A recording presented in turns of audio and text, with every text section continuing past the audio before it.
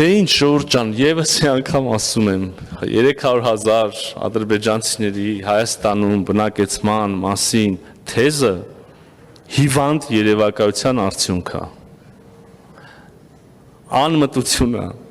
ավելին ասեմ, մեր հերքումից հետո դա նորից կրկնելը երկու բանի մասին է մտածում, կամ կրկնողը չի հասկանում, ընդհանրապես չի ուղղակի տարական ուղեղի ինչ-որ բջիջների մակարդակով չի հասկանում ինչ է ասվում, ու ասում է, որ դա չի լինելու, չկա այդպիսի բան։ Եվ կամ երկրորդը սրիկայություն է, որտեղ չարամտորեն կրկնում այն ինչ որ չկա։ Փորձելով մանիպուլացնել մարդկանց համար զգայուն հարցերը, փորձելով, այսպես ասած,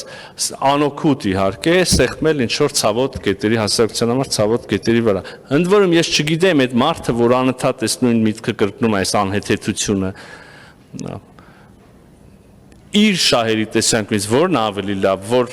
որն ավելի լավ պատճառը, այն, որ ինքը կրկնում է, որտեղ չի հասկանում, թե այն, որ ինքը կրկնում է, որտեղ չարամիտ մտադրություն ունի։ Երկու դեպքում էլ մեր համար արդյունքը կամ,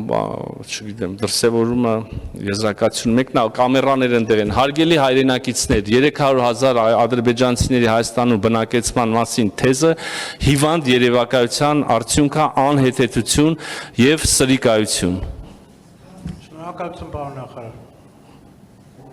Եվ այս սրանից հետո հնչում է հարց, իսկ քանի ադրբեջանցիների բնակեցման մասին է խոսքը գնում, ոչ մի պարոն Կիրակոսյան։